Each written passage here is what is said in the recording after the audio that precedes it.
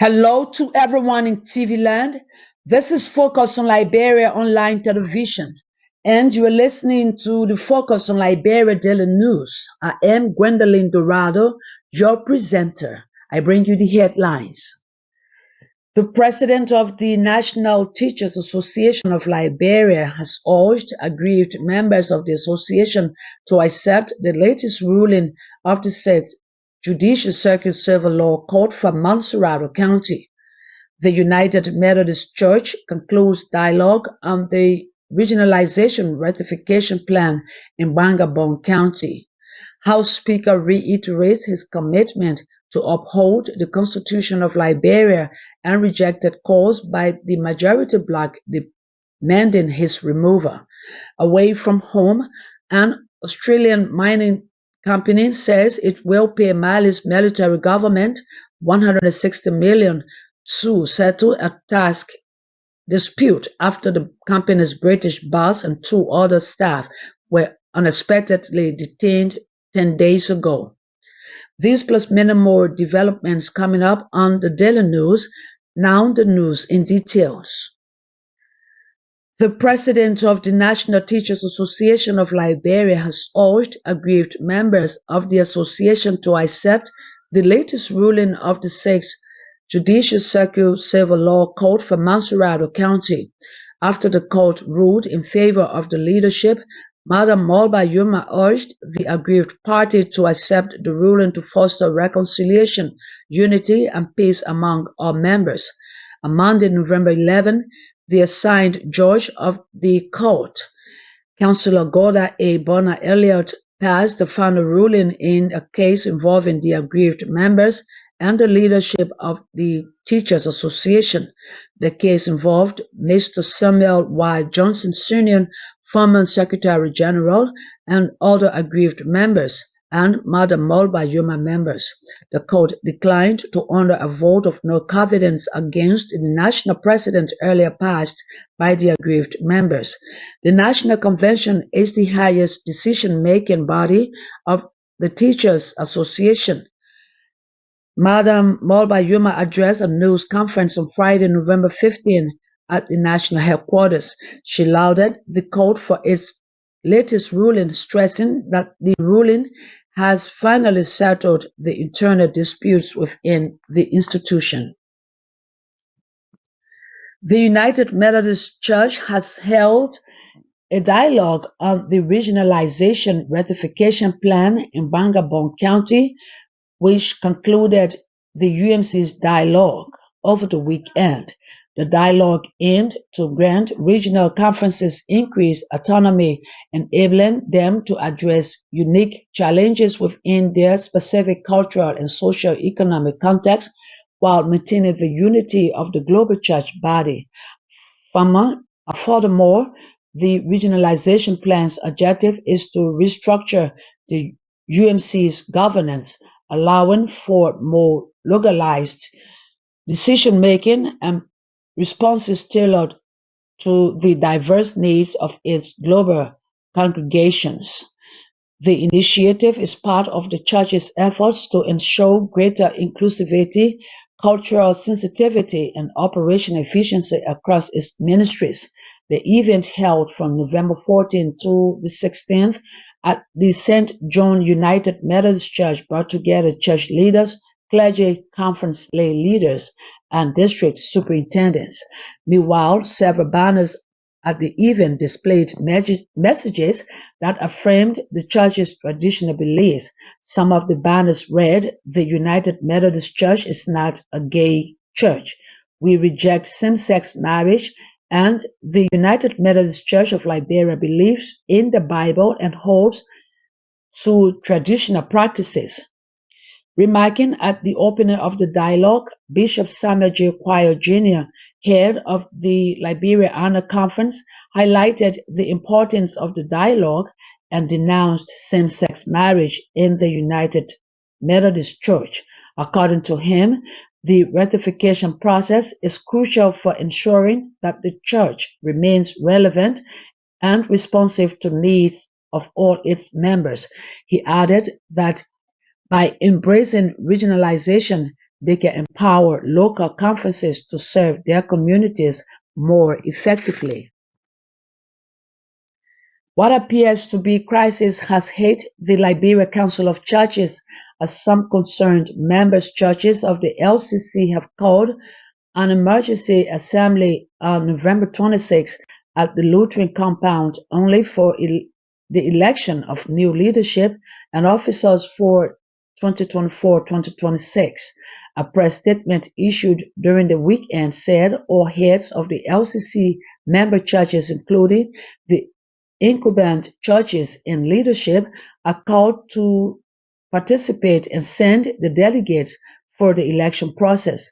The concerned churches have decreed, resolved, reaffirmed, and covenant that they no longer consider Reverend Christopher W. Toll as Secretary General of the LCC effective Friday, November 8, and will cease to do any and all businesses with him relating to the LCC in the capacity and position of Secretary General. The concerned churches said the resolution from the concerned churches to the president of the LCC on July 18 on counts of constitutional violations that were recommended to them that the new constitution that was adopted and still in the draft form should not be used and be silenced. According to the concerned churches, the LCC has ignored it and continued its implementation, setting up an executive board chat room where decisions are made and circulated. The churches maintained that outcome meeting with Bishop Samuel Choir Jr., the first VP of the LCC, which was with approval of the president of the LCC to discuss the resolutions of the concerns were not addressed, but continued violation of the LCC constitution by not holding a general assembly and holding unconstitutional executive board meetings. The concerned churches claimed that if the new LCC constitution was adopted in May 2021, at an assembly held with them presiding, it is a conflict of interest breach and their decree on the part of the incumbent leadership to insist on its implementation. House Speaker J. Fonatik Kofa has reiterated his commitment to uphold the Constitution of Liberia and rejected calls by the majority bloc demanding his removal. Addressing staffers in the rotunda of the Capitol on Monday, Speaker Kofa emphasized that attempts to pressure him out of office through unconstitutional means would not succeed. The speaker highlighted the collapse of ECOWAS-led mediation efforts due to the refusal of the majority bloc to accept the 6-count recommendations. The proposal had urged bloc members to return to the main chamber and formally present their grievances, while Speaker Kofa rescued himself to allow for an investigation. He noted that Representative Samuel Koga, District Number 5, Nimba County leader of the majority bloc, initially agreed to the ECOWAS recommendations. However, upon presenting them to his colleagues, they rejected the suggestion, particularly the condition requiring them to return to session and submit the complaints on the floor. The speaker expressed gratitude to the Liberian people for their support, noting their trust in his commitment to uphold the rule of law. The Monrovia Consolidated School System has announced the arrival of 7 containers comprising 6,500 modern chairs and desks. MCC is the government's educational regulatory authority that provides primary to secondary education to the population of the Monrovia metropolitan area, according to a statement issued at the weekend under the signature of its superintendent, Mr. James A.S. Momo. The schools to benefit include the William V.S. Tubman High School, the G.W. Gibson High School, D12 Memorial High School, Boswell High School, Pipeline High School, and the Abedu Bensi High School. MCC disclosed that each of these named schools will get 925 chairs and desks, which was purchased at US $55 each. At the same time, the Monrovia Consolidated School System says its attention is drawn to the Friday's November 15 edition of the Variety newspaper with the caption over US $1.6 million in limbo, which carried a photo of the senior political advisor to the president, Madam Magdalena Cooper. The institution pointed out that contrary to this publication, its current budget operation is only at US $300,000 and as such lacks the financial capacity to disburse and or spend $1.6 million. Amid public concern surrounding the submission of the 2025 draft national budget, Presidential Press Secretary Kula Fofana has disclosed that President Joseph Yuma Boakai is consulting his legal team to determine which faction of the House of Representatives should receive the budget. The delay stems from ongoing tensions within the House, which has created uncertainty regarding the appropriate legislative body to engage. Originally scheduled for submission in October, the budget's presentation was postponed to November 8, following a request from President Boakai's administration. In a communication from Acting Minister of State for Presidential Affairs Samuel A. Stiefkoya, the administration cited unresolved internal conflicts within the House of Representatives as the reason for the delay. During a press briefing at the Executive Mansion on Friday, Madam Fofana addressed the issue, noting that the Ministry of Finance is still finalizing the draft budget while the President seeks further clarity. She confirmed that the President had written the legislature to request additional time for consultations and to incorporate more details into the budget. The Liberia Baptist Women Missionary Union has accused the leadership of the Liberia Baptist Mission and Educational Convention of illegally leasing the church's property to a foreign national, a claim that the church leadership has denied, calling it false and misleading. Over the weekend, the women gathered at the national headquarters of the Liberia Baptist Mission and Educational Convention in Congo Town to protest the alleged lease of the church's property.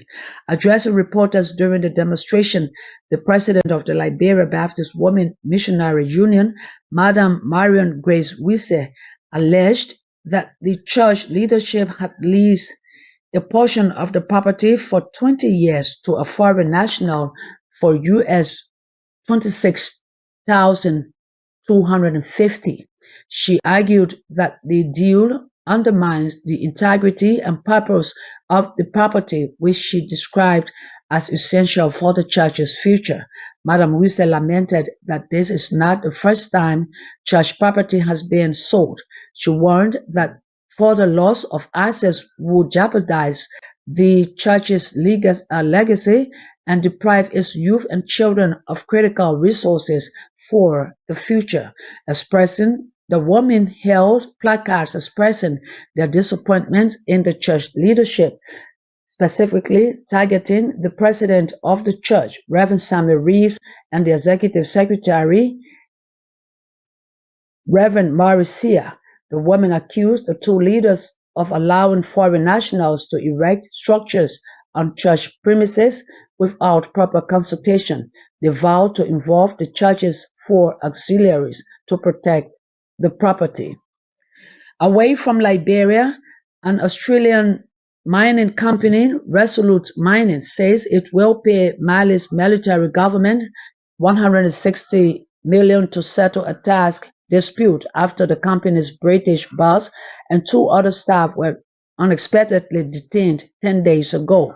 Report says Terry Holohan and his colleagues were arrested while traveling to the capital city, Bamako, for what they were expecting to be routine negotiations. Resolute, which owns a gold mine in Mali, said on Sunday it will pay 80 million immediately from existing cash reserves and the rest in the coming months. Mali is one of Africa's top gold producers. It is seeking to extract a greater share of income from foreign operators in the sector. It is not yet clear when the three Resolute employees will be released. Part of the conditions for their release were that they must sign the memorandum of understanding and complete the initial payment, according to a report by the French broadcaster. Mali's military rulers detained the three Resolute executives on charges of forgery and damaging public property, seen as an attempt to blackmail the Australian company amid an ongoing state crackdown on foreign, mostly Western mining companies in the West African country. Since taking over in a coup in 2021, Mali's junta has sought to reconfigure its political and trade relationships with international partners. That does it for the Daily News. I do a recap of the headlines. The president of the National Teachers Association of Liberia has urged aggrieved members of the association to accept the latest ruling for the Sixth Judicial Circuit Civil Law Court for Mansurado County. The United Methodist Church concludes dialogue on the regionalization ratification plan in Bangabon County. House Speaker reiterates his commitment to uphold the Constitution of Liberia and rejected calls by the majority bloc demanding his removal. Away from Liberia, an Australian mining company says it will pay Mali's military government 160 million to settle a tax dispute after the company's British boss and two other staff were unexpectedly detained 10 days ago. On behalf of the management and staff of Focus on Liberia, many thanks to our listeners and viewers. We urge that you keep following us and share our videos. My name is Gwendolyn Dorado. I presented.